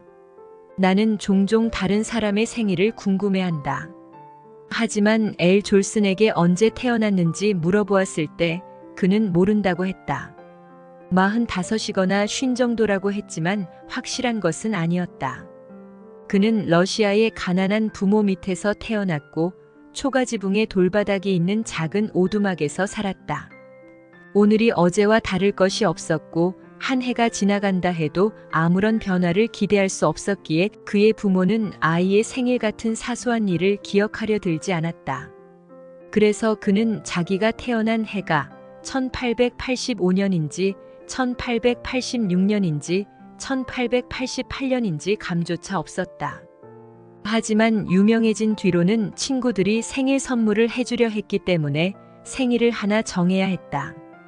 그는 가을에 태어나는 것은 그리 좋은 일이 아니라고 생각했다. 영화 시즌이 시작되는 가을에는 배우들이 늘 돈이 없었기 때문이다. 배우들은 보통 봄에 돈이 잘 돌아가고 그 중에서도 5월이 멋지고 따뜻한 달이라고 생각해 1888년 5월 26일에 태어난 것으로 정했다. 그는 생일이 정확하지 않은 것을 인정했지만 그래도 실제 생일에 거의 근접하다고 생각했다. 1888년으로 한다고 해도 실제 태어난 해에서 4에서 5년 이상의 오차는 없을 것으로 보았다. 졸스는 아이일 때 처음으로 무대에 섰다. 빈민가 아이들이라고 하는 연극에서 단역을 맡았던 것이다. 대사 한 줄을 받았는데 무대로 달려가 유대인을 죽여라 라고 외치는 것이었다. 당시 그의 아버지는 주중에 코셔 정육점에서 소를 잡고 안식일에는 유대교 회당에서 노래를 부르는 독실한 유대교 신자였다. 때문에 아버지가 아들이 극장에서 유대인을 죽여라 라고 외쳤다는 소식을 들었을 때 어린 졸슨의 배우 경력이 그 자리에서 끝장날 뻔했다. 졸슨이 뉴욕에 처음 갔을 때 그는 무일푼이었다. 사정이 그런 만큼 워싱턴에서 뉴욕으로 가는 기차에는 무임승차를 해야 했다. 그리고 뉴저지주 뉴어크에 도착했을 때 너무 순진해서 그곳이 뉴욕인 줄 알았다. 그는 기차에서 내려 뉴저지 초원의 덤불 속에서 하룻밤을 보냈다. 아침에 깨어났을 때는 다리며 손이며 모기에 물리지 않은 곳이 없었고 물린 곳은 따갑고 부풀고 피가 났다. 마침내 뉴욕에 도착했을 때 그는 공원 벤치, 부둣가에 세워진 트럭, 바람이 덜 부는 들판 한 구석 등에서 잤고 며칠씩이나 굶주린 채 돌아다녔다. 당시 그가 바랄 수 있는 최선의 결과는 바워리 거리의 싸구려 술집들에서 푼돈을 얻을 기회를 잡는 것이었다. 일찍이 연극 프로듀서인 리 슈버트는 대도시에서 이름값만으로 극장을 가득 채울 수 있는 정통파 배우가 두 사람 있다고 했는데 하나는 프레드 스톤이고 다른 하나는 엘 존슨이었다. 하지만 엘 존슨이 처음 윈터가든 극장의 무대에 섰을 때는 크게 슬펐다고 한다. 무척 지루하게 느껴지는 쇼였고 자정이 지날 때까지 무대 위에서 열심히 뛰었지만 관중들의 반응은 차가웠다. 아무런 갈채도 받지 못했고 관중에게 아무런 영향도 미치지 못했다. 그날 밤 막이 내린 뒤 그는 휘청거리며 브로드웨이를 걸어갔고 너무 낙담해 구역질이 올라올 정도였다. 그는 54번가에 살았지만 멍한 상태로 90번가까지 계속 걸었다. 집에서 46블럭이나 멀어진 뒤에야 비로소 자기가 지금 어디에 있는지 자각했다. 당시 존슨은 언젠가 자기 이름이 브로드웨이 위의 오로라처럼 빛날 것이며 매니저들이 분당 40실링을 주겠다고 하면서 자기에게 달려들 것이라고는 상상조차 하지 못했다. 당시 그의 생각에는 아주 황당무계한 꿈에서도 나올 수 없는 이야기였던 것이다. 인생경영 포인트. 자기가 언제 태어났는지 생년월일도 제대로 모르는 비난한 가정의 소년이 20세기 미국에서 가장 인기 있는 엔터테이너로 성장한 과정은 우리에게 깊은 감동을 준다. 처음 무대에 섰을 때 관중들의 반응이 너무나 차가워서 큰 충격을 받고 브로드웨이에서 90번가까지 무작정 걸어갔다는 이야기에도 공감이 된다. 바람 부는 3월과 비 오는 4월이 꽃 피는 5월을 만든다는 말이 있다. 그런 어려움을 모두 겪어내 인생에서 성공을 거두었으니 다른 사람의 모범이 되는 것이다. 문제는 성공을 거둔 다음의 일이다. 그토록 원하던 것을 이룬 후에는 겨우 이게 다야? 하는 허무함이 밀려올 수 있다. 인생은 무의미하다는 허무주의에 내몰릴 만한 위기를 만날 때 예로부터 이런 상태에 있는 이들에게 현자들이 해준 두 가지 조언이 있다. 하나는 성공으로 만들어낸 재산을 일부 헐어서 남에게 무상으로 베풀라는 것이다. 그리고 다른 하나는 지금 이 순간 하는 일에 집중하라는 것이다. 엘 졸스는 40만 파운드 계약서를 찢어버리고 결핵 요양소에 가서 가난한 사람들이 무료로 치료받을 수 있도록 매년 4천 파운드를 기부함으로써 이 조언을 제대로 실천했다. 어떻게 돈을 벌 것인가? 바실 자하로프. 그는 세상에서 가장 부유하고 가장 비밀스러우며 가장 지독하게 비난받은 사람이었다. 20년 전에는 이 남자를 죽이면 2만 파운드를 주겠다는 놀라운 공고도 붙었다. 많은 책이 그를 주제로 다루었다. 그는 국제적 의심과 국가적 증오를 불러일으킨 아주 놀라운 인물이었다. 바실 자하로프는 지독하게 끔찍한 가난 속에서 태어났으나 세상에서 가장 거대한 재산을 모은 사람이 되었다. 그의 주된 사업은 기관총, 대포, 고성능 폭약 판매였다. 이 무기 상인을 다룬 어떤 전기는 이렇게 시작한다. 100만 명의 묘비가 그의 기념비가 될 것이고 그들이 죽어가며 낸 신음은 그의 묘비명이 될 것이다. 28세였을 때 자하로프는 주급 5파운드와 수수료를 받고 무기를 파는 일을 처음 했다. 그는 당시 그리스에 살고 있었다. 그는 총을 판매하는 유일한 방법은 없는 수요라도 일부러 만들어내는 것임을 잘 알았다. 그래서 그는 그리스인들의 전쟁 공포를 자극했고 피에 굶주린 적에게 둘러싸여 있으니 조국을 지키려면 반드시 총을 사야 한다고 선전했다. 그것이 50년도 더 전의 일이다. 이런 전쟁 공포증의 물결은 그리스 전역을 휩쓸었다. 군악대가 공연하고 국기가 나부꼈다. 연설가들은 군중에게 전쟁을 부추기는 장광설을 늘어놓았다. 그리스는 군대 규모를 늘렸고 자하로프에게 총을 사들이는 것은 물론 잠수함까지 구입했는데 이 잠수함은 당시 최초로 건조된 군용 잠수함이었다. 무기 거래로 거액의 이익을 챙긴 자하로프는 튀르키예로 가서 이렇게 말했다. 그리스인들이 하는 짓을 보십시오. 여러분을 세상에서 없애버릴 준비를 하고 있습니다. 그러자 튀르키예인들도 두 정의 잠수함을 사들였다. 양국 간의 군비 확장 경쟁은 계속되었고 자하로프의 무기 중개 사업은 본격적으로 커졌다. 그 결과 이 무기 거래상은 피에 흠뻑 젖은 6천만 파운드의 순수익을 얻었다. 자하로프는 전통적으로 오랜 적대국으로 대치하는 나라들의 두려움을 부추기면서 서로 무장시켜 전쟁을 조장했다. 그 일을 50년 이상 했다. 예를 들어 러시아와 일본이 대립하는 동안 그는 양쪽 모두에게 무기를 팔았고 스페인과 미국이 전쟁하는 동안에는 미국 군인을 죽인 탄환을 팔았다. 제1차 세계대전 중에는 독일, 영국, 프랑스 그리고 이탈리아의 군수품 공장에 엄청난 재고를 쌓아놓았다가 판매했다. 그렇게 해서 그의 부는 상상할 수 없을 정도로 엄청나게 불어났다. 50년 동안 그는 고양이처럼 조용하게 움직이면서 유럽의 여러 국방부를 몰래 출입했다. 자신의 동정을 철저히 통제하면서 극도로 비밀스럽게 마치 그림자처럼 움직였다. 그는 용모가 자신과 똑 닮은 두 사람을 고용했다고 한다. 대중 앞에 나타나서 가짜 자하로프 행세를 하도록 했다. 실제로 그가 어떤 도시에서 은밀한 일을 진행 중일 때 이 가짜는 베를린이나 몬테카를로에 나타남으로써 그를 목격했다는 신문 기사가 실리도록 유도했다. 그는 흔쾌히 카메라 앞에 나서는 일이 없었다. 자신을 향해 쌓여가는 엄청난 맹비난에도 불구하고 절대 인터뷰를 수락하지 않았다. 뿐만 아니라 자신을 옹호하지도 했던 일을 해명하지도 반격하지도 답변하지도 않았다.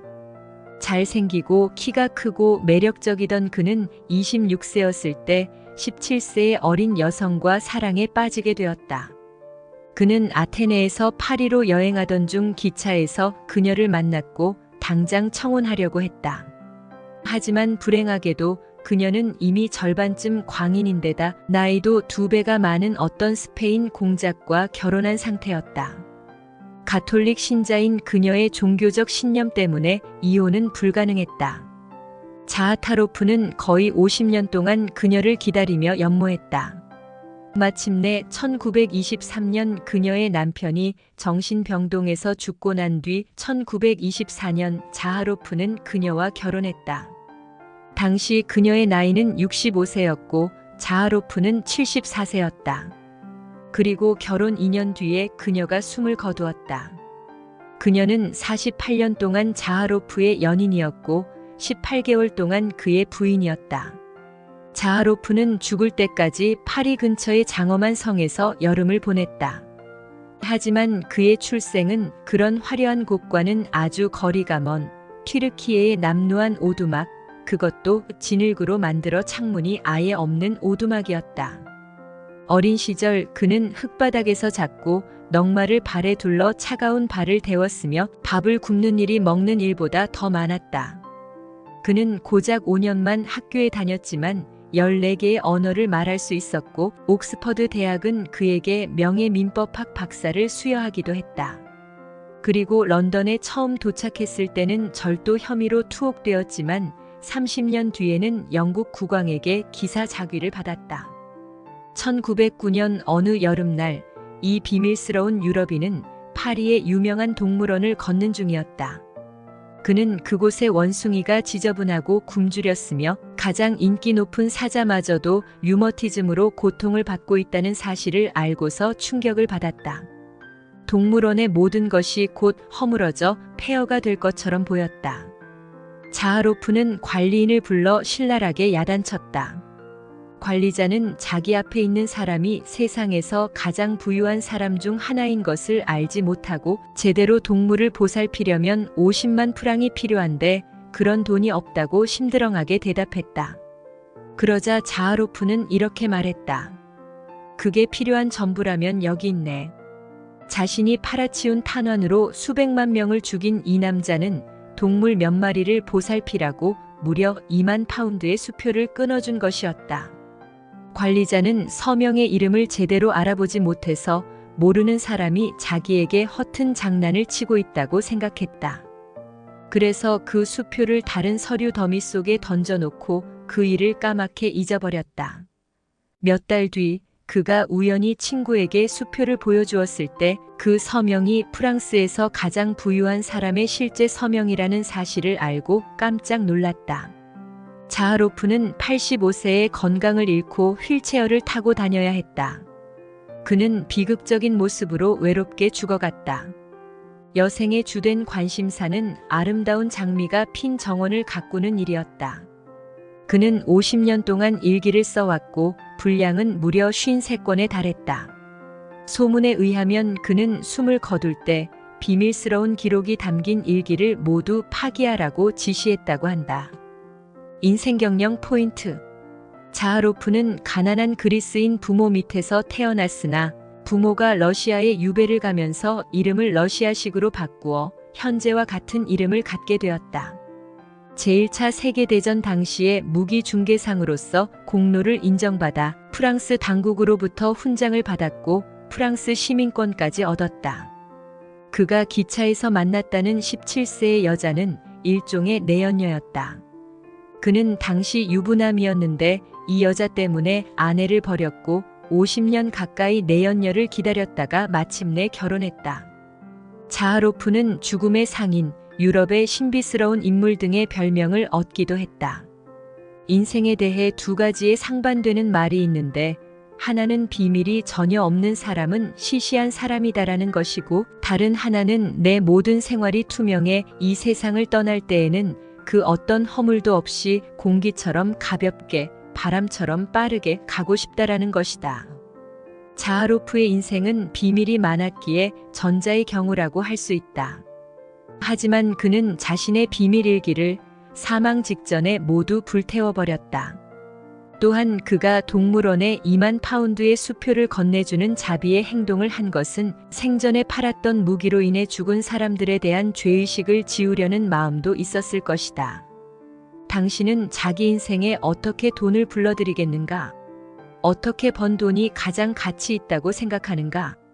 벌어들인 만큼 마음껏 쓰면서 즐기는 인생. 짐 브래디.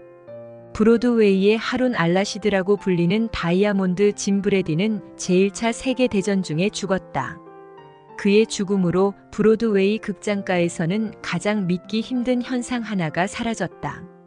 생전의 브래디는 옛 로마 황제들이 나이팅게일의 혀를 식사로 즐겼던 시절 이후 이 세상이 일찍이 본 적이 없는 아주 시끌벅적한 파티를 개최했었다. 때로는 같은 도시의 다른 장소에서 동시에 5개의 파티를 열어 흥청망청 놀기도 했다. 이런 파티는 17시간 동안 시끌벅적하게 계속되었고 비용도 2만 파운드에 이르렀다. 그는 손님이 귀가할 때 기념품을 선물하길 좋아했다. 주로 다이아몬드 브로치나 다이아몬드 시계 같은 작은 장식품이었는데 하나당 200파운드는 되는 것이었다. 브로드웨이의 방탕한 남자 다이아몬드 짐은 뉴욕 부둣가에서 그의 아버지가 임차한 술집의 위층집에서 태어났다. 그는 동요집을 배우기도 전에 술병에서 코르크를 빼내는 법부터 먼저 배웠다. 하지만 그는 평생 술을 한 방울도 마시지 않았다. 다만 브로드웨이를 장악하는 동안 그는 수백 파운드를 술값으로 썼다. 서반구에 있는 누구보다도 더 많은 샴페인과 라인강 지역의 와인을 사들였고 친구들에게 이런 술을 아낌없이 베풀었다. 친구들이 만취하는 동안 다이아몬드 짐은 그들 곁에서 자신의 사소한 목마름을 커다란 슈타인 맥주잔에 루트비어를 채워 해결했다. 그는 몸무게가 114kg이나 나갔고 먹는 것을 즐겼다. 매일 밤 15가지 요리가 나오는 저녁을 개걸스럽게 먹었는데 메인 요리의 양은 2~3배로 해서 먹었다. 그리고 초콜릿 450g을 먹었고 극장에서 먹을 박하사탕 박스도 챙겼다. 그는 매주 친구들에게 수백 개의 사탕 박스를 보냈다. 과자류 청구서만 매달 평균 400~600파운드 정도였다. 그는 차와 커피를 몹시 싫어했지만 오렌지 주스는 아주 좋아했다. 그는 턱 아래에 냅킨을 끼우기 전에 오렌지 주스를 4리터 가까이 해치웠고 종종 식사를 하면서도 비슷한 양을 마구 들이켰다. 한 번은 앉은 자리에서 6마리의 치킨을 먹어치우기도 했다. 다소 황당하게 들릴지도 모르겠는데 브래디가 나이 들어 위장 수술을 받게 되었을 때 의사는 그의 위 크기가 일반인의 6배라는 사실을 발견했다. 다이아몬드 짐 브래디는 어떻게 수백만 파운드에 이르는 재산을 모았을까? 그는 폭발적인 성장을 하는 미국에서 태어난 가장 숙련된 세일즈맨이었다. 게다가 그에게는 행운이 따랐고 그는 기회를 잘 잡았다. 미국 철도가 나무로 된 객차였던 초기부터 그는 앞날을 내다보고 철제 객차를 팔기 시작했다. 미국은 변경지대가 서부로 확장되는 중이었다. 철도는 고리올가미를 던지듯 동서로는 대서양에서 태평양으로 남북으로는 캐나다에서 멕시코만까지 빠르게 설치되었다. 그가 처음 철제 객차를 판매하기 시작했을 때만 해도 여전히 실험적 사업이었기에 아무도 구매하려고 하지 않았다. 그래서 그는 아주 놀라운 조건으로 계약할 수 있었고 그것이 훗날 대박을 터뜨렸다. 그 계약은 철제 객차를 하나 팔 때마다 그에게 33.3%의 수수료를 지급한다는 것이다. 이내 미국의 모든 철도가 철제 객차를 납품해달라고 아우성을 치게 되었다. 그들은 객차를 얻기 위해 모자를 벗어 손에 들고서 공손하게 다이아몬드 짐 브래디를 찾아올 수밖에 없었다. 당시 그에게는 경쟁자가 아예 없었기 때문이다. 그는 철제 객차 판매로 250만 파운드를 벌어들였다. 그는 시대가 만들어낸 인물이었다. 50년 뒤에 태어나 오늘날 철제 객차를 팔려고 했다면 집안의 식료품비도 제대로 마련하지 못했을 것이다. 다이아몬드 짐은 서커스의 왕, 반엄 이후로 가장 기이한 홍보를 함으로써 미국 동부 메인주의 스코이건부터 서부 뉴멕시코주의 산타페까지 유명세를 떨쳤다. 문자 그대로 자신을 다이아몬드로 꾸민 것이다. 그는 날마다 다른 보석 세트를 착용했으며 하루에 67번씩 보석을 바꾸어 착용하는 일도 잦았다. 그는 이 548개의 반짝이는 다이아몬드와 19개의 루비를 몸에 달고 브로드웨이를 산책하곤 했다. 그는 자전거와 자동차 모양의 셔츠 장식 단추, 기차 엔진과 화물철도 모양의 소매똥 단추를 착용했는데 이런 물건 역시 아주 고가품이었다. 그는 황당무계하다고 생각될 정도로 돈을 많이 썼다. 축제날이 되면 뉴저지주에 있는 그의 농장에서는 황금을 도금한 들통에다 우유를 받았다. 그의 당구대는 홍옥수와 청금석으로 상감 장식이 되어 있었다. 그의 포커칩은 오닉스와 진주로 제작되었다. 그는 집에 가구를 설치하면서 실내 장식가에게 30만 파운드 이상을 지급했으며 그마저도 쉽게 실증을 느껴서 집에 있는 가구를 해마다 친구들에게 거저 나누어주고 새 가구를 사들였다. 그는 여배우 릴리언 러셀에게 수백 개의 다이아몬드, 루비, 사파이어, 에메랄드를 박은 황금도금 자전거를 선물하기도 했다. 몸매가 날씬하고 맵시 있는 릴리언이 5번가에 그 자전거를 타고 나타나자 사람들이 몰려들어 교통체증이 일어날 정도였다. 다이아몬드 짐은 5,000개의 손수건, 200개의 정장을 갖고 있었고 무릎까지 오는 프로코트와 비단 모자를 착용하지 않고서는 사람들 앞에 절대 나서지 않았다. 심지어 개들만 구경꾼으로 있는 마른 초원을 설로 보수용 수동차를 타고 서부 철로를 혼자 이동할 때도 짐은 프로코트와 비단 모자를 착용하고 다이아몬드를 잔뜩 박은 지팡이를 들고 있었다. 다이아몬드 짐의 위장은 일반인보다 6배 더 컸고 배포도 그만큼 컸다. 오랜 세월 그는 불운을 겪고 있다면서 자신을 찾아와 도움을 청하는 거의 모든 사람에게 후하게 돈을 빌려주었다. 그런 돈 대부분을 돌려받을 수 없다는 것을 알았지만 그는 신경 쓰지 않았다. 어리숙한 호구가 되는 일도 재미있죠. 감당만 할 수만 있다면요. 그는 이렇게 말했다. 죽음이 얼마 남지 않았음을 알게 되었을 때 그는 자신이 사람들에게 빌려준 차용증의 금액을 모두 합하니 4만 파운드에 이른다는 것을 알게 되었다. 삶을 마감하면서 그가 했던 일 중 하나는 이 차용증을 모조리 불태워버리고 유언 집행인들에게 빚을 받지 말라고 단단히 일러둔 것이다. 그는 이렇게 말했다. 이제 곧 죽겠네요. 내 뒤에 사람들을 가슴 아프게 하는 일이나 골칫거리는 남겨두지 않겠습니다. 브래디가 사망하자 실질적으로 그의 막대한 재산은 자선단체로 넘어갔다. 그의 다이아몬드와 루비, 그리고 에메랄드는 대략 40만 파운드의 가치로 추산되었다. 이것들은 전부 다른 반지의 장식으로 들어가 재판매되었다. 오늘날 수많은 여성들은 한때 다이아몬드 짐에게 엄청난 매력을 더했던 보석들 중 하나를 착용하고 있을 것이다. 모두가 다이아몬드 짐을 사랑했지만 그는 평생 미혼이었다.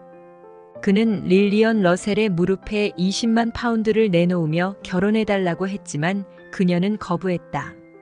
한때 그는 이렇게 말했다. 세상에 나처럼 못생긴 놈하고 결혼하려는 여자는 없겠지. 그리고 브래디는 탁자에 얼굴을 묻고 어린아이처럼 울었다. 인생경영 포인트. 짐 브래디는 목재 차량 시대에 곧 철제 차량 시대가 올 것임을 내다보았기에 큰 돈을 벌었다. 큰 돈을 벌려면 시대가 어떻게 변하고 있는지를 알아야 한다. 알기만 해서는 안 되고 그에 맞추어 행동에 나서야 하고 그 행동을 가로막는 장애물을 극복하려는 의지가 있어야 한다.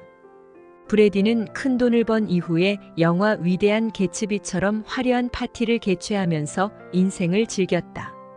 들고 다니는 지팡이를 수천 개의 다이아몬드로 꾸미기도 했으며 집안의 가구가 실증나면 조금의 고민도 없이 바꾸었다. 또 돈으로 여자의 마음을 사로잡으려고 하기도 했다. 여러모로 돈을 펑펑 쓴 인생이지만 그저 자신의 쾌락만을 위해서 쓴 것은 아니라는 점이 눈에 들어온다. 그는 의외로 단 한 방울의 술도 마시지 않았고 큰 돈을 가진 만큼 배포도 커서 도움을 요청하는 이에게는 돈을 돌려받지 못할 것을 알면서도 선뜻 빌려주었다. 뿐만 아니라 빌려준 돈의 상환을 독촉하지도 않았다.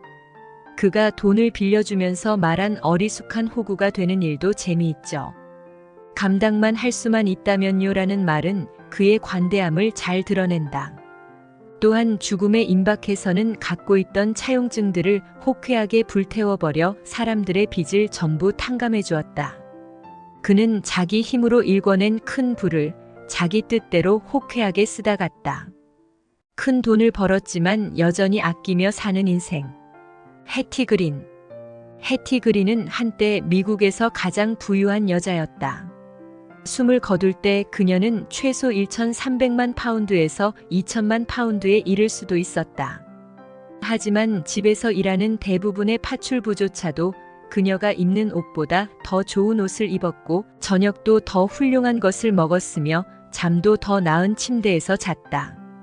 그녀의 수입은 분당 1파운드, 시간당 60파운드였지만 조간신문을 1페니에 사서 읽고 그것을 되팔기까지 했다. 추운 겨울날이면 그녀는 체온을 유지하려고 신문지를 자주 몸에 둘렀다. 그녀는 두 곳의 철도를 완전히 사들였고 미국 거의 모든 철도의 채권을 소유했다.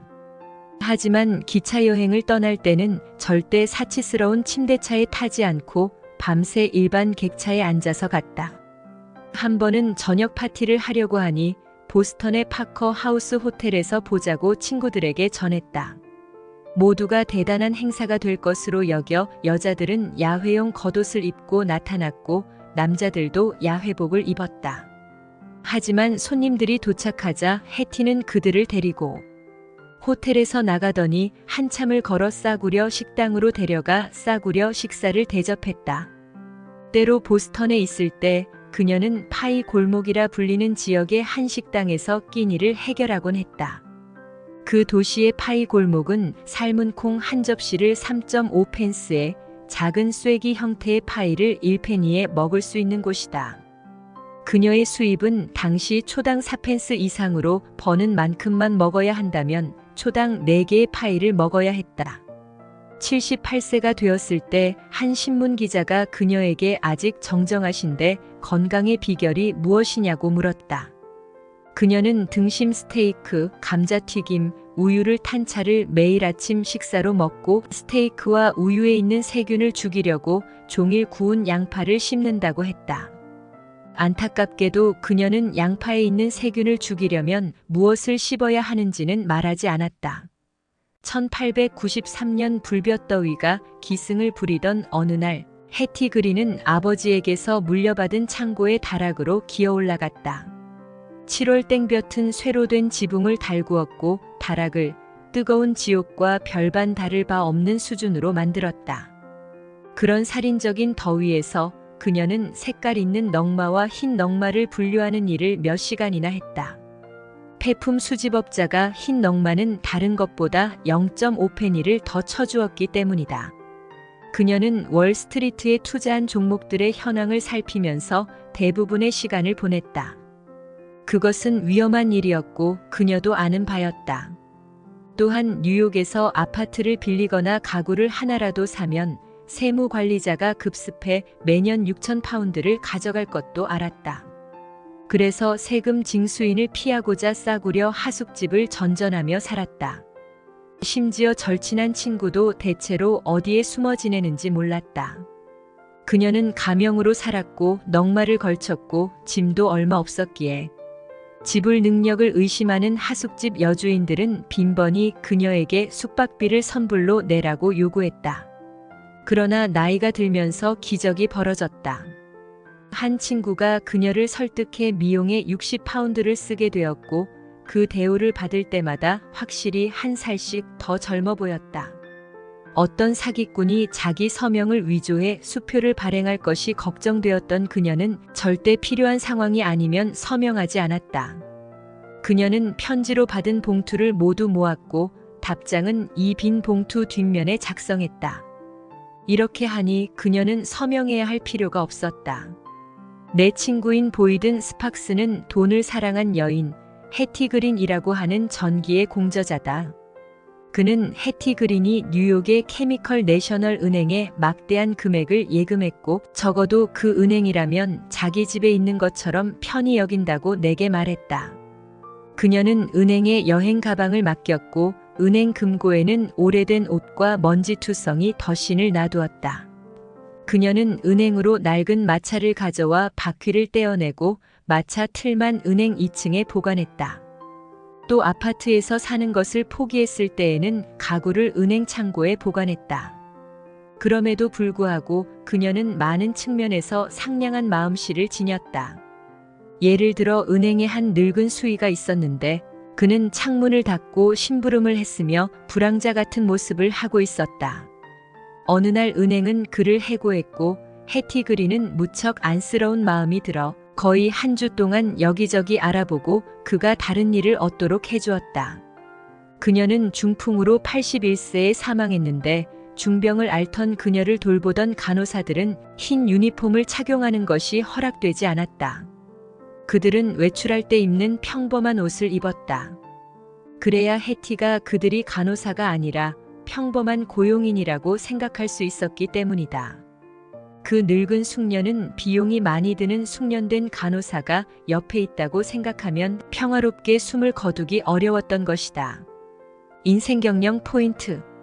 해티 그린은 큰 돈을 갖고 있으면서도 돈을 쓰기 아까워한 사람, 즉 구두쇠였다. 구두쇠와 관련된 몇 가지 이야기를 소개해 볼까 한다. 중국 선교사 마테오 리치는 북경의 한 부자가 매일 주판을 가지고 그날의 수입과 지출을 파악하는 일을 인생 최고의 즐거움으로 삼는 것을 보고 인생에는 돈이 아닌 다른 즐거움도 있다면서 주판을 잠시 내려놓고 천주를 모셔보라고 했다. 그 부자는 그렇게 하겠다면서 석 달간 주판을 멀리했으나 곧 다시 주판을 잡으면서 마테오 리치에게 말했다. 세상에 이 주판으로 그날의 수입을 따져보는 일만큼 재미있는 일은 없습니다. 한편 구두쇠를 단편적으로 보여주는 또 다른 이야기도 있다. 부산에 사는 어떤 부자 구두쇠가 서울에 왔다가 중병에 걸려서 언제 죽을지 모른다는 의사의 진단을 받았다. 구두쇠는 죽더라도 고향인 부산에 가서 죽겠다며 귀양 채비를 서둘러 서울역에 가서 기차표를 샀다. 그런데 그 기차표의 종착역은 부산이 아니라 대전이었다. 친구가 옆에서 왜 대전 가는 표를 끊었느냐고 물으니 대전에 도착하기 전에 죽으면 기차표 값이 아까워서 어떻게 하겠느냐며 대전에 도착하면 다시 대구까지 표를 끊을 것이라고 대답했다. 돈을 벌어서 착착 모으는 것, 그 자체를 좋아하고 인생의 목적으로 삼는 사람이 바로 구두쇠다. 흔히 그들은 이렇게 말하곤 한다.